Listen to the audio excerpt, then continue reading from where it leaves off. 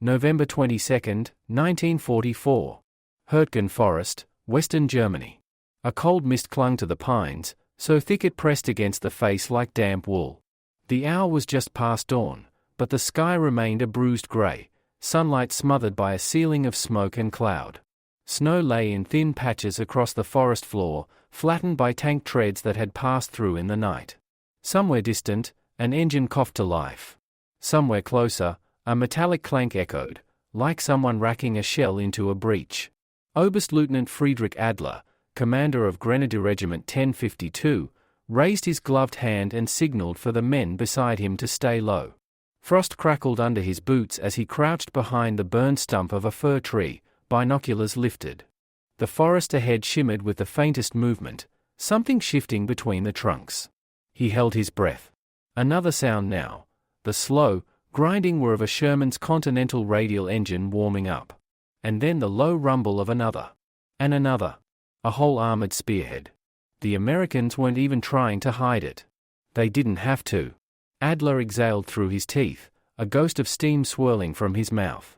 Behind him, the men of the 2nd Battalion waited in silence, young grenadiers with mud frozen onto their coats, machine gunners gripping milligram 42s wrapped in rags to dampen the shine, and a few veteran NCOs whose faces were carved with the strain of 6 years of war. Their boots were soaked, their rations sliced thinner than paper, but their eyes burned with a desperate sharpness. Herr Oberstleutnant, whispered Feldwebel Oswald Kramer, sliding beside him.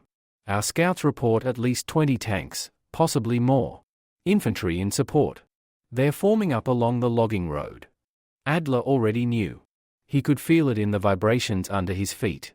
American armor. They were like machines built by machines, endless, rolling, tireless. He lowered his binoculars. Which battalion? Reports suggest it's elements of the 67th Armored Regiment, sir. A heavy formation. Experienced. Well supplied. The rumble grew louder, thickening the air with the promise of metal and violence. Kramer swallowed. Do we have orders to withdraw? Adler looked back toward the tangled network of trenches his regiment had spent the past 2 days carving into the forest floor. The lines were shallow, barely knee-high. Ammunition crates were half empty. Field radios sputtered with unreliable reception. Somewhere back near the command dugout, a medic was already preparing morphine for the inevitable. Withdraw? They had nowhere left to go. No, Adler said quietly. We hold here. Kramer nodded without argument. They both knew why. The Hürtgen was bleeding Germany dry, but it was also the last barrier before the Roer River dams. Losing ground here wasn't simply tactical, it was strategic suicide. Adler rose, brushing snow from his coat. The iron cross at his collar was smudged with grime, the laurels dark and almost black. It had been awarded after the breakthrough at Kiev in 41. Back then he had been younger, hopeful, convinced the Reich's promise of industrial ascendancy meant victory. But now, in 1944, he knew better. Germany was running out of fuel, steel, rubber, and time. And yet the American engines kept growing louder. The first Sherman appears. A shape materialized through the fog. The long snout of an M4A3 Sherman, its 75mm gun turning like the head of a cautious animal sniffing for prey. Olive-drab armor glistened with dew. Snow clung to the track guards like pale fur. A white star, faded, but unmistakable, marked the side of the turret. The tank commander, helmeted and wrapped in a scarf, stood half-exposed from the cupola, scanning the tree line with binoculars of his own. Adler's pulse slowed. That was the moment the hunter and the hunted recognized each other. He signaled with 2 fingers. The rangefinder team beside him extended their device. A machine gunner readied the milligram 42. A pair of Panzerfaust operators slid into place behind fallen logs, nerves coiled tight. Then the fog shifted, revealing more silhouettes. 5 Shermans. 8 Do. 12. Engine fumes drifted out in thick clouds, the taste of gasoline clinging to the air. Behind them came American infantry, dozens of GIs in winter coats, weapons slung low, backs burdened with ammo belts and bandoliers. Their boots crunched softly on the frozen road. Adler gritted his teeth. A battalion-sized armored unit. He had perhaps 300 effective men in this sector. Of his regiment's original manpower, barely half remained, and of those, many limped from trench to trench on frostbitten feet. This fight shouldn't have been possible. But it was happening anyway. The first shot? A distant boom cracked across the forest. The Shermans froze. Adler's men froze. Then another boom, sharper and closer, a concealed 75mm PaK-40 opening fire from a dugout mast beneath piled brush. The shell streaked through the mist and slammed into the lead Sherman's glacis plate. Sparks erupted. Armor shrieked. The tank lurched violently, tracks scraping as the driver instinctively swerved. Not a kill, but a hit. A second shell followed, punching into the side armor just behind the star. This time the explosion blossomed outward, fire, shrapnel, a burst of smoke and metal fragments spraying across the snow. The Sherman groaned like a dying animal. Its turret drooped. Flames licked up from inside the hull. American infantry scattered into the ditches. Adler raised his fist. Few were fry. The forest erupted. Milligram 42s unleashed a storm of bullets, hot brass tinkling across frozen earth. Panzerfausts arced through the air. Mortar rounds thumped from hidden pits. German riflemen fired from camouflaged foxholes, their muzzle flashes faint and staccato. The Shermans responded almost instantly. A tank turret jerked toward the PaK-40's position. The American gunner fired. The impact was deafening. The German anti-tank pit exploded in a shower of dirt and splintered wood. 2 crewmen were thrown into the air like rag dolls. Another Sherman advanced, engine roaring, its 75mm hammering suppressive fire into the tree line. Shells ripped through branches above Adler's head, spraying bark like shattered bone. He dropped behind cover just as a round split the trunk beside him, the shockwave punching into his chest. The forest became a maelstrom of metal and flame. Close assault. Kramer grabbed Adler's arm. Panzerforce team on the right. They're ready. Adler surged forward, pushing through a line of grenadiers firing from prone positions. Target the second tank, he shouted, pointing. The Panzerforce operator, a boy no older than 17, rose from his crouch, steadied the launcher on his shoulder, and fired. The warhead spiraled across the clearing and struck the Sherman square on its front armor. The explosion burst bright, but the tank kept coming. Too thick. Kramer hissed. Hit the flank. Another Panzerforce team scrambled to reposition, darting between shell craters. Adler could hear the Americans shouting now, English curses, orders yelled over tank radios, a sergeant calling for smoke rounds. The ground trembled. A Sherman veered toward Adler's line, plowing through a sapling with a crack of splintered wood. Its machine gun spat a stream of traces, stitching deadly orange lines across the forest floor. A German grenadier screamed and collapsed. Another was blown backward by a burst that ripped his coat open. Adler grabbed Kramer and hauled him behind a boulder just as the Sherman's turret swept over them. Now! Adler yelled. The Panzerforce team fired. This time the shot hit perfectly, just above the left track. Armor buckled. The tank screeched, grinding to a violent halt. Flames erupted from beneath the hull. The forest filled with the roar of another explosion. The Americans were now fully committed. More tanks pushed into the fray. Infantry advanced with covering fire, grenades primed, rifles aimed. For every Sherman that died, another seemed ready to push forward. Adler realized the scale of what he was facing. This was not a probing attack. This was not a local skirmish. This was a full armored battalion thrusting blindly into a hellish forest, but doing so with the confidence of a nation that could afford to replace every vehicle lost. He wiped grime from his cheek with the back of his glove, breathing hard. Hold the line, he shouted to his men. Hold at all costs. Gunfire drowned his voice. The battle had just begun. The push into the kill zone. November 22, 1944. Late morning. Hurtgen Forest. The mist had burned away under the heat of cannon fire, leaving behind a haze of smoke drifting between pines stripped naked by explosions. Snowflakes floated downward like drifting ash. The air tasted of cordite, sharp, metallic, electric. Adler ducked as another Sherman round tore over his position and detonated somewhere behind him, showering the trenches with dirt. The blast rippled through the ground like the pulse of a giant heart. Machine gun team. Shift left, he bellowed. Jawohl. The 2 42 crew dragged their smoking weapon across the roots of a massive fir, setting up again behind a boulder pockmarked with shrapnel. The assistant gunner slapped a fresh belt into place, brass cartridges rattling like teeth in a jaw. The gun roared, stitching the American infantry with traces that sparked against helmets and tree trunks. Several GIs dove into the ditch beside the road, returning fire with Garand and bar bursts that snapped like tearing canvas. A Sherman lumbered forward to cover them, its hull grinding over fallen logs, its gun turning with predatory calm. Adler could feel the pressure of its gaze even before the turret fully locked onto his position. He hissed through clenched teeth, "Scatter!" The men obeyed instantly. A 75mm shell slammed into the boulder where the milligram team had been seconds earlier. Granite erupted violently, shards slicing like razors through the air. One grenadier clutched his throat as blood poured through his fingers. Another tumbled into the snow, motionless. Kramer yanked Adler behind a down tree. "They're pushing right into us." "They're supposed to," Adler replied, breath steaming. "We pull them deeper."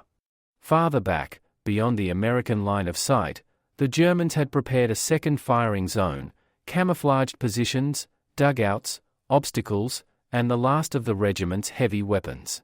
The plan was crude, brutal, desperate. But it was all they had. A regiment running on fumes. Adler sprinted toward a shell crater where a radio operator crouched over a crackling field set. The man looked up with wild eyes, face streaked with grime. "Sir, Battalion HQ reports our ammunition is..." A bullet struck the ground inches from his hand, spraying soil into his face. "Tell me in one sentence," Adler snapped. "We're down to 38% of small arms ammo and maybe 20 shells for the 120s. Adler exhaled slowly. "Understood. Relay, we engage until the second line is ready, then fall back on my order." "Yes, sir." The operator scrambled away, clutching the radio like a life raft. Adler leaned against a shattered tree, feeling its rough bark bite into his palms. 38% ammunition. 20 mortar rounds. A forest filled with American steel. He had commanded units on the Eastern Front where the Soviets attacked with entire tank brigades. He had seen T-34s charge across open fields in waves. But even there, even at Kursk, they never arrived with the endless replacement confidence the Americans now displayed. The Allies had ships behind them. Ports. Factories that churned out machines by the hour. And Germany? Germany had ration cards, broken rail lines, and promises. Another Sherman emerged through the drifting smoke, treads clanking. This one bore sandbags strapped across its bow, field improvisation the Americans believed added protection. Adler raised his binoculars. The commander stood in the turret, shouting orders to the infantry. The man's breath fogged around the edges of his scarf as he gestured urgently toward the German line. Adler whispered, too confident. A Panzerfaust shot streaked from somewhere to Adler's right. It slammed into the Sherman's bow, not strong enough to penetrate fully, but enough to stagger the tank and make the commander drop into the cupola. Another shot followed. Then another. The third penetrated. The hull belched fire. The turret burst open like a cracked egg, smoke pouring out in a black, oily plume. American infantry scrambled behind trees, shouting for medics. Adler lowered the binoculars. "There are more behind that one," he murmured. And indeed, shapes moved in the haze. American retaliation. A shrill whistle pierced the forest. Adler recognized the sound instantly. "Down," he shouted. Shells began falling, accurate, disciplined, relentless. The road erupted in flame as American artillery pounded the German forward line. Shockwaves thudded through Adler's chest. The ground heaved like something alive. A nearby foxhole collapsed, burying 2 grenadiers. Adler lunged toward them with Kramer, clawing at the dirt. One man's hand broke the surface, trembling, bloody. Kramer pulled him free while Adler dug for the second soldier. He never reached him. A shell detonated 10 meters away, slamming Adler backward. His ears rang. Snowflakes swirled in strange patterns as he blinked at the spinning sky. Kramer grabbed him by the collar, dragging him toward the tree line. "Sir, you have to move. They're calling the guns right onto us." Adler staggered to his feet. His vision pulsed. The Americans were adjusting fire, walking it forward with terrifying precision. Shell after shell landed in perfect succession, as if some unseen giant were stomping across the battlefield. He knew why. American artillery had fuel, ammunition, spotting planes above the clouds, radios that didn't sputter or freeze. The forest burned around him. The second line prepares. Adler and Kramer scrambled behind a ridge where dozens of grenadiers were reloading weapons, adjusting helmets, or staring grimly toward the smoke-darkened tree line. Lieutenant Weber approached, his face blackened by soot. Herr Oberstleutnant, the second line is manned. The 120mm mortars are ready. The engineers laid more mines in the ravine. Good, Adler said, breathing hard. They're coming through the first line already. When they break into the clearing, open fire with everything. No half measures. Weber nodded. They'll come heavy. They always do. A distant rumble signaled the Americans pushing deeper into the forest. Engines snarled. Branches snapped. The squeal of metal against rock cut through the air. They think they've crushed us, Kramer said quietly. Adler shook his head. They haven't yet. He looked at his men, cold, exhausted, battered, half-starved, but still gripping their rifles with iron resolve. Then he lifted his hand. Positions, he called. His voice echoed among the pines. They enter the kill zone in seconds. Grenadiers rushed to their firing steps. Milligram crews braced their weapons. Mortarmen prepared to drop their precious, dwindling rounds. Adler felt the forest tighten around them. The Americans were coming. And this time, the Germans were ready. The kill zone awakens. The first Sherman appeared on the ridge with terrifying inevitability. Its gun traversed the snow-crusted terrain like a predator sweeping for prey. Smoke trailed from its exhaust stacks, staining the air with a bitter odor of fuel and oil. The American commander's face was a pale smear behind the cupola's slit, eyes fixed, hands steady. They had no fear, yet. Adler's heart pounded. He surveyed the positions. Milligram 42s nestled in the shadows of shattered trees, Panzerfaust operators braced behind rocks, a few mortars precariously loaded with the last of the unit's shells. Every man knew the cost of failure. Then he signaled. Fewer. The forest erupted. Machine guns spat traces that lit the morning mist with hellish arcs of orange. Panzerfaust rounds screamed through the air. Mortars punched holes in the snow, throwing clods of frozen earth skyward like fireworks. The lead Sherman shuddered violently as rounds pounded its hull. Sparks flew. Its engine roared in protest, metal whining. The driver swerved, trying to escape, but it had no way out. Trees closed in, the dense pines guiding the Germans' fire like cruel sentinels. A second Sherman followed, its gun firing suppressive rounds. The shell burst above a foxhole, sending two grenadiers sprawling. Adler dove behind a moss-covered stump as splinters rained down. The air was a cacophony, steel screaming, gunfire cracking, men shouting, the metallic hiss of spent cartridges scattering across frozen ground. Smoke and snow mingled, swirling like a living curtain. The smell of cordite, burning fuel, and iron filled Adler's lungs. Every breath was an effort. The first Sherman falls. A Panzerfaust round struck the lead Sherman squarely on the glacis. The warhead detonated in a shower of sparks and flame, buckling the armor.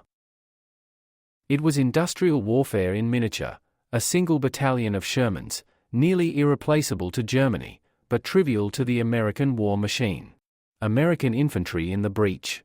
The Sherman's advance forced the supporting infantry forward. American soldiers moved in perfect synchronization behind the armored column, rifles raised, grenades ready, machine guns spitting fire over the heads of their comrades. A German grenadier fell under their fire, blood staining the snow bright red. Another screamed, caught in the crossfire. Adler barked orders, but he knew, every death was a drop in a tide that Germany could not turn. The forest erupted again as mortars sent rounds crashing among the infantry. Smoke and earth filled the gaps between trees, blinding and choking. Still, the Americans pressed forward. They didn't hesitate. They couldn't. Every tank destroyed behind them would be replaced in days, Adler knew, maybe even hours. The sheer scale of American production haunted him in that instant. For all the effort to immobilize one Sherman, 2 more would already be on the move, supplied by factories thousands of miles away. Every death, every destroyed tank, was a minor setback in a colossal machine. Adler's hand tightened around his binoculars. He scanned the advancing column. 20 Shermans, maybe more, threading through the tree line, shields of green against a frost-white world. But the Americans were relentless. 2 more Shermans pressed forward to cover the damaged vehicles. Infantry poured through the gaps, tossing grenades, firing into foxholes. 1 mg 42 team was silenced with brutal efficiency. The gunner's scream echoed briefly before it was swallowed by the chaos. Adler wiped soot from his eyes and cursed. They could kill tanks. They could kill men. But they could not stop the tide. For every Sherman they destroyed, more waited behind, a promise of endless supply, born from a nation with factories still running full tilt, still forging steel, still fueling engines and hopes alike. The grim realization. He felt it then, a chilling clarity in the heart of battle. Branches were shattered, pines stripped to skeletons, and the snow churned into a muddy slurry of blood, soot, and frozen earth. The crunch of metal against tree trunks, the pop of rifles, and the roar of engines created a symphony of death. Adler crouched behind the remains of a felled oak, binoculars trained on the advancing American line. His men were pinned, firing into pockets of infantry, launching grenades at Sherman flanks, and trying desperately to keep the armored spearhead in check. Even with calculated ambushes and the last of their Panzerfaust rounds, the sheer number of American vehicles and troops was overwhelming. Every destroyed Sherman seemed to invite 2 more in its place. Every breath burned in the lungs. "Hold them here as long as possible," Adler said quietly. "Every minute we slow them costs them time." Kramer's eyes widened. "But sir, even if we stop them here, they'll just bring more." Adler's jaw tightened. He didn't answer. He already knew. The Americans' capacity to replace losses was staggering. It wasn't just manpower. They had machines, fuel, steel, and the will of a nation that still stood behind them. 1 battalion destroyed was a tactical victory, but strategically, it meant nothing. The Sherman counterpush. A Sherman column regrouped on the ridge, smoke curling from the first destroyed vehicles. The tanks advanced cautiously, but relentlessly. Gunners adjusted with precision, covering infantry as they surged forward. 1 Sherman fired over the tree line, a shell striking a German trench and collapsing it, burying 3 men. Another round slammed into a fallen log, splintering wood into flying shards that cut through uniforms like knives. Adler's men returned fire, but every movement of the enemy was measured, coordinated. Suppressive fire pinned German crews as they attempted to reposition. Panzerfaust teams fired, destroying 2 more Shermans, but their efforts were mere drops against the tide. The human toll. Adler scanned the positions, noting the men left standing. Their faces were pale, eyes hollow, fingers stiff from cold and adrenaline. Each casualty carved a new hole in their line, a gap that the Americans threatened to exploit. A young grenadier, barely 18, slumped against a tree, clutching his leg where shrapnel had torn through flesh.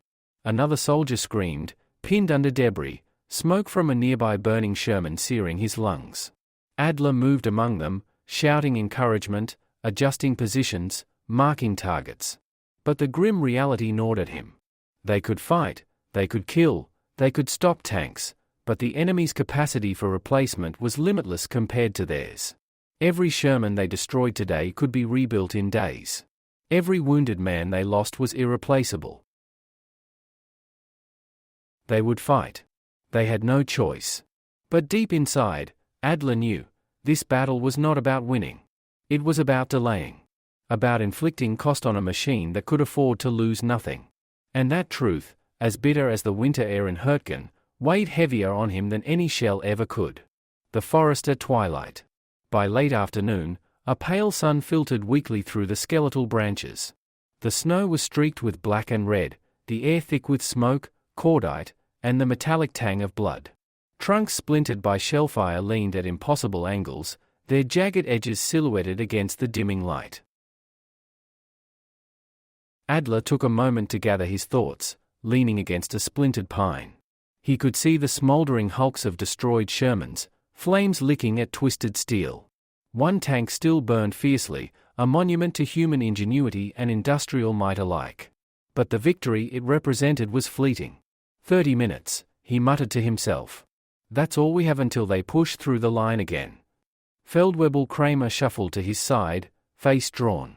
Sir, the men, they can't hold much longer. Adler looked at the exhausted, frozen, blooded faces of his soldiers. Every man carried the marks of battle, yet still clung to their rifles, their courage unbroken.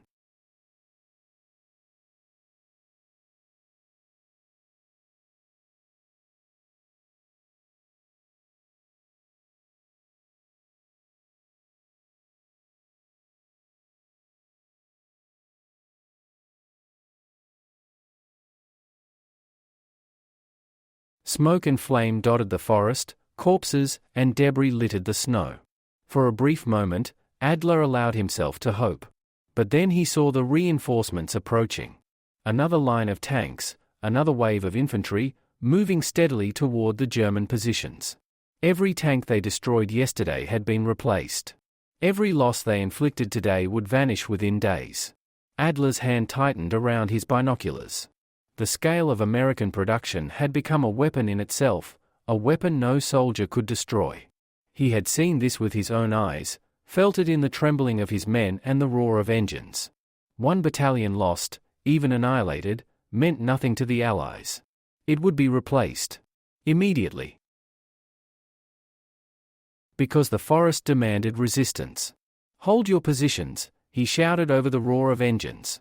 Every Sherman we stop, every man we kill, it counts. Not forever, but it counts. The soldiers obeyed, faces grim but resolute. The Panzerforce teams repositioned, the machine guns spat fire, and the mortars continued their deadly rhythm. Adler watched as another Sherman exploded, infantry took cover, and the Hurtgen trembled under the weight of combat. Yet even in the fury of battle, he could not ignore the truth. One Sherman battalion lost was insignificant to the Americans. The Allies could, and would, replace it in days. Perhaps even hours. The battle would rage on. The forest would continue to burn. Even as the Germans destroyed one tank, another slid forward to take its place. Each new vehicle arrived as if conjured by the forest itself. The thought struck Adler with cold clarity. These men were not just soldiers. They were the product of a machine capable of turning steel and manpower into an unstoppable tide. The men feel the weight. Adler moved along the line, checking positions. The grenadiers were pale, frostbitten, exhausted beyond words. Mortarmen counted their last rounds, Panzerforce operators wiped soot and blood from their gloves. Every man understood the stakes, every man felt the futility gnawing at their resolve. A young private whispered, "Sir, they just keep coming. We can't stop them." Adler placed a hand on his shoulder. "No," he admitted softly. "We can slow them. We can hurt them. But they will replace what we destroy." The soldier nodded, fear and awe mingling in his eyes. For the first time, Adler allowed himself to feel the weight of what he had seen. The Americans could replace an entire battalion in days. What courage could achieve tactically, industry could erase strategically. A tactical success amid strategic failure. A Sherman detonated in a ball of fire as a Panzerforce hit its flank. Tracer fire from milligram 42s cut across the snow. Mortars sent rounds crashing into infantry positions. For a brief, intoxicating moment, the Germans had the advantage. They had killed tanks, scattered infantry, and even forced the Americans to pause. Adler allowed himself a flicker of pride. The men were fighting brilliantly. Skill and courage mattered. They could strike, ambush, destroy, and survive. But then he looked beyond the ridge. Reinforcements appeared, emerging from the mist like ghosts. More Shermans, more infantry, moving forward with inexorable certainty. For every tank destroyed, another replaced it. For every casualty, another soldier filled the line. Tactical victory meant nothing without strategic weight behind it. Adler's chest tightened. The enemy's production had become a weapon, one that his bravery could not overcome. The psychological toll. By early afternoon, the men were staggering under exhaustion. Fingers numb, teeth chattering, rifles heavy with mud and snow. The forest itself seemed to conspire against them, each tree and crater channeling enemy fire. Adler noticed the haunted expressions of his men, eyes wide, movements tense, hands trembling. Even those who survived the previous day's fire were frayed to the edge of collapse. Each grenade they hurled, each shot fired, exacted a toll on body and mind. Yet still they fought. Because they had to. Because retreat was impossible. Because surrender in the Hurtgen meant annihilation. Adler moved among them, shouting encouragement, adjusting firing angles, marking targets. Every tactical success felt hollow. Every Sherman destroyed would be replaced. Every casualty inflicted could not halt the industrial tide sweeping over the forest. The stark realization. Alone for a moment behind a shattered pine, Adler surveyed the battlefield. Smoke rose from the previous day's destroyed Shermans, curling against grey skies. Tracer fire flickered through the mist like the nervous twitch of the forest itself. And he understood fully, courage, strategy, even heroism could not stop the Americans from replacing a battalion in days. Tanks, guns, men, all expendable to the Allied machine. His regiment could fight, could kill, could inflict damage, but it could not stop the output of a nation fueled by factories, steel, and determination. The realization was bitter, almost unbearable. Yet in the same breath, it fueled him. The men would fight anyway. They would slow the tide, exact the cost, and resist with everything left in them. Because in war, even a delay could matter. Even a sacrifice could echo. And even against an industrial giant, human courage, fleeting, desperate, mortal, was all they had. The Americans advance again. The rumble of engines grew louder. Sherman after Sherman crested the ridge, their olive-drab hulls shining faintly through smoke and fog. Tactical brilliance, courage, and skill had produced tangible results. Yet he knew the cost. The men were exhausted, some wounded, some shaken. Every action demanded more than they could give. And for every Sherman destroyed, 2 more would appear in its place. The toll mounts. The forest seemed to close in around the German positions. Shells ripped through trees, sending splinters across foxholes. Tracer fire streaked between pines. Every grenade, every Panzerfaust, every mortar round was precious, each fired with the knowledge that replacements were impossible for the Germans. Adler moved along the line, shouting encouragement. His voice was hoarse, his uniform streaked with soot and blood. Around him, men fell. The boy's hands trembled, his face pale, but his aim was true. One tank went up in flames. The boy collapsed to the snow, exhausted, freezing, but alive. Adler realized this was the essence of their fight. Not to stop the Americans permanently, but to resist, to impose cost, to survive where possible. Against an industrial giant, victory might be impossible, but resistance remained, and for a soldier, that was everything. Twilight over Hurtgen. As evening fell, the forest was bathed in a cold, grey light, broken only by the glow of burning Shermans and scattered fires. The air was heavy with smoke, the tang of cordite, and the acrid stench of burning metal. Snow churned with mud and blood, footprints and treads marking the relentless advance of machines and men alike. Adler crouched behind a shattered pine, surveying the battlefield. He counted the destroyed Shermans, watched infantry tumble under fire, and noted the positions of his remaining men. The tally was sobering: dozens of dead and wounded, exhausted soldiers, nearly depleted ammunition. Yet, beyond the smoke, fresh tanks moved forward. Fresh infantry followed. The Americans were relentless, and the realization gnawed at him with renewed intensity. They could replace everything lost in days, perhaps hours. Tactical victories, heroic stands, clever ambushes, they all amounted to fleeting moments in a strategic tide powered by factories. A bitter contrast. Adler's mind wandered briefly to the contrast between the sides. On one hand, his men fought with valor, skill, and ingenuity, improvising with whatever weapons and tactics they could muster. On the other, the Americans relied not only on bravery but on a system that could regenerate loss almost instantly: assembly lines in Ohio, steel mills in Pennsylvania, ammunition depots overflowing, and a nation committed to sustaining the fight indefinitely. For every Sherman destroyed, 2 more appeared. For every dead soldier, another took his place. Even if Adler's regiment held the forest for a week, the Americans could replace a battalion lost to fire and frost without hesitation. It was a brutal calculus, one that weighed heavily on his mind as he scanned the battlefield. Men on the edge. The soldiers under Adler's command were fraying. Fingers were frostbitten, faces smeared with grime and soot, eyes hollow from fatigue. A few had been wounded and returned to the line, refusing evacuation. Every man knew the truth. Their bravery mattered, but the larger force could absorb every loss without consequence. Yet they fought. Milligram 42s spat fire into advancing infantry, Panzerfaust struck tanks at point-blank range, mortars sent rounds crashing into the snow-choked earth. Each action was an assertion of human will against a machine that could replace everything destroyed. Adler moved along the line, shouting orders, repositioning soldiers, and checking weapons. Even as despair threatened to settle, he reminded himself that delaying the enemy, however briefly, was their task, and their measure of victory. The toll of fire and fatigue. Shells continued to explode in the trees, splintering wood, and sending shards into foxholes. Tracer rounds arced overhead, striking the forest floor in deadly streaks. Fires from destroyed Shermans flared, illuminating the snow and debris with hellish light. Adler noticed the strain on his men.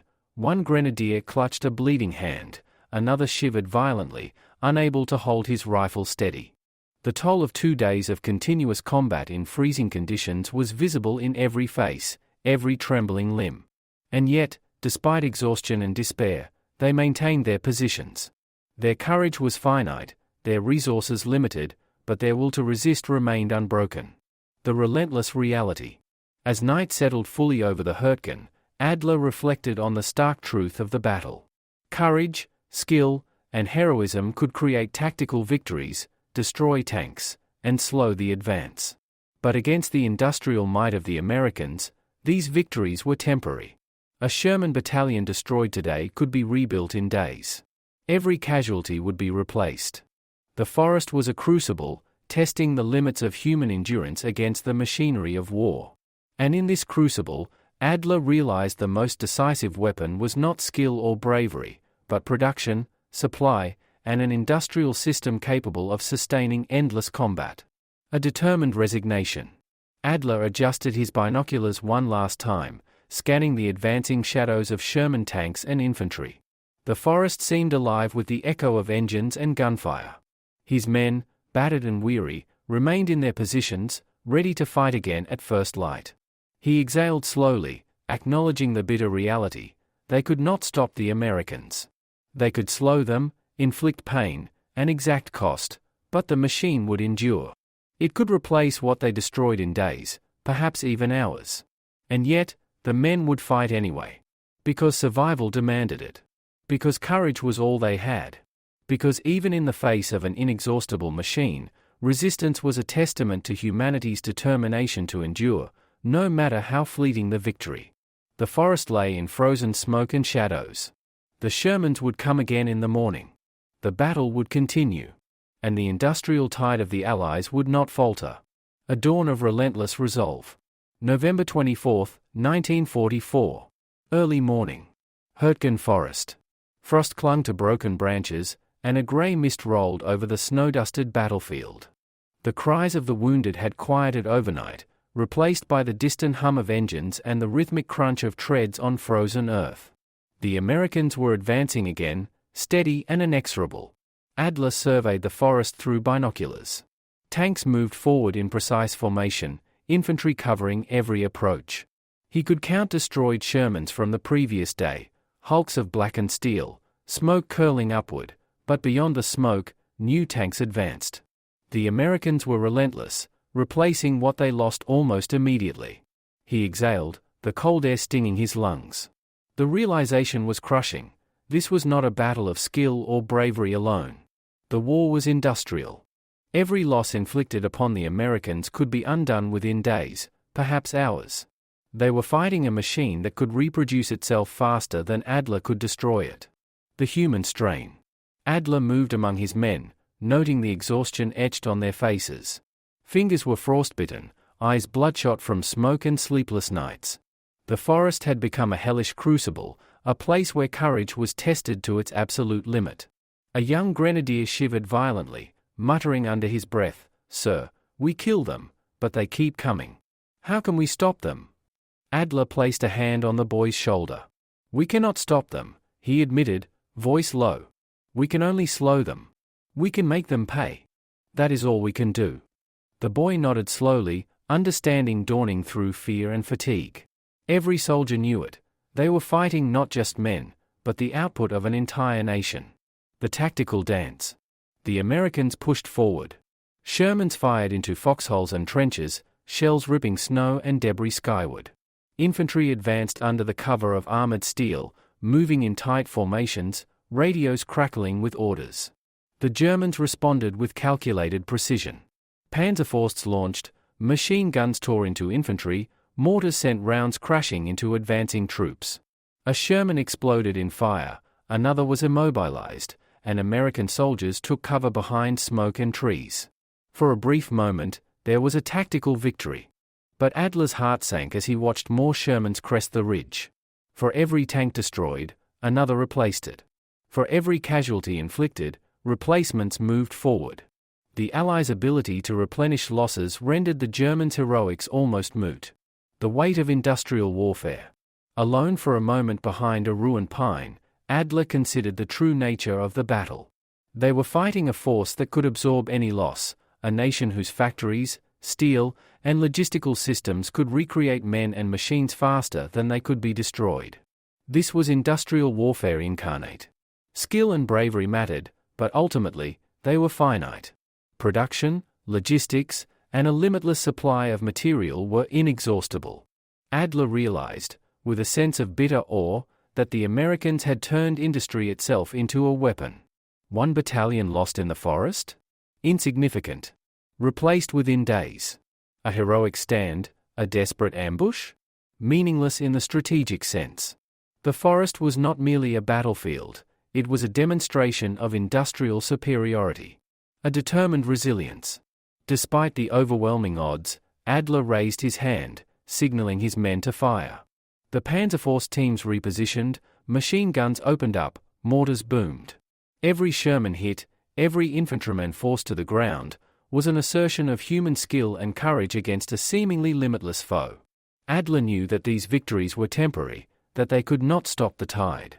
Yet they fought anyway. Because resistance mattered. Because courage mattered. Because delaying the Americans, even briefly, could exact a price and leave a mark in history, however small. The Hurtgen forest echoed with gunfire, engine roars, and the shouts of men. Snow, mud, and blood covered every surface. The battle continued. And the Americans, unstoppable in their advance and backed by a machine of industrial might, pressed on. The aftermath of battle. The snow-streaked forest was quiet at last, though it bore the scars of combat, shattered trees, scorched earth, and the hulks of destroyed Shermans smoldering in the pale winter light. The cries of the wounded had faded, replaced by the distant hum of new engines and the movement of troops reorganizing for the next advance. Adler walked slowly among the remains of his regiment. Men were frostbitten, bloodied, exhausted, but alive. They had fought with valor, ingenuity, and desperation. They had destroyed tanks, inflicted casualties, and resisted the American advance longer than might have been expected. And yet, the cost was immense. Entire squads lost. Ammunition depleted. Mortars silenced. The forest seemed to whisper the truth that Adler had learned in the crucible of fire and smoke: courage and skill, even at their finest, could not overcome industrial might. The bitter reality. Adler paused to gaze at the nearest Sherman, its hull twisted and burned black. He had seen them destroyed before, yet another would arrive within days. A battalion lost, replaced. Heroism, determination, tactical brilliance, they could not stop a nation's output. He realized then that the war was no longer measured solely by victories on the battlefield. It was measured by factories, by assembly lines, by the capacity to replace men, tanks, and material faster than the enemy could destroy them. This was the decisive advantage of the Allies, and it was terrifying in its clarity. Adler's hand tightened around his binoculars. One battalion captured or destroyed in the forest? Meaningless to the Americans. But the soldiers, the men he commanded, had fought anyway. And that mattered, not strategically, perhaps, but morally, humanly, heroically. The human element amid machines. He walked past the frozen faces of his men. Every one of them had confronted the unstoppable tide and yet had chosen to resist. Each Panzerfaust fired, each machine gun aimed, each mortar round hurled was a statement that even against the endless output of factories, human courage could leave a mark. It was a mark of blood, sacrifice, and resolve, a mark that no production line could replace. The Americans could replace tanks. They could replace men. But they could not replicate the determination, ingenuity, or fear that his soldiers had confronted in the heart of the Hurtgen forest. Adler allowed himself a moment of quiet pride. Tactical defeat did not erase the bravery of his regiment. Strategic loss did not erase the humanity of those who had fought against impossible odds. A lesson etched in snow. As the sun set, casting long shadows across the ruined forest, Adler understood the stark, enduring lesson: industrial capacity was the ultimate weapon in modern war. Battles could be won tactically, but if the enemy could replace what was lost faster than it was destroyed, the strategic picture favored the side with factories, steel, and logistics. The Hurtgen forest had revealed the truth: bravery, courage, and tactical skill were indispensable, but against the industrial machine of the Allies, they were not enough. Victory depended not only on men and weapons, but on the capacity to sustain them indefinitely. Adler gazed at the horizon. Fires burned. Smoke drifted over the frozen pines. The Americans would continue to advance. Another battalion would appear. Another line of Shermans would roll forward. And still, his men would fight, because to fight was all they could do. The end of a battle, the beginning of a lesson. The forest was quiet now, but the lesson lingered. One battalion had been captured, destroyed, and defeated. And yet, it mattered little in the grand scope of the war. The Allies could replace it in days. The industrial might of the United States was a weapon far more formidable than any soldier alone. Adler turned to his men. Exhausted, blooded, resolute, they were still alive. They had fought. They had resisted. They had left their mark in the snow, in fire, in the memory of the forest. And in that mark, Adler understood the true nature of the war: not only courage and tactics, but industry and production decided the outcome. The Hurtgen forest had proven it, leaving an indelible lesson for all who witnessed it. In modern war, machines could be replaced, but human courage, once spent, could not. The forest would remember. The soldiers would remember.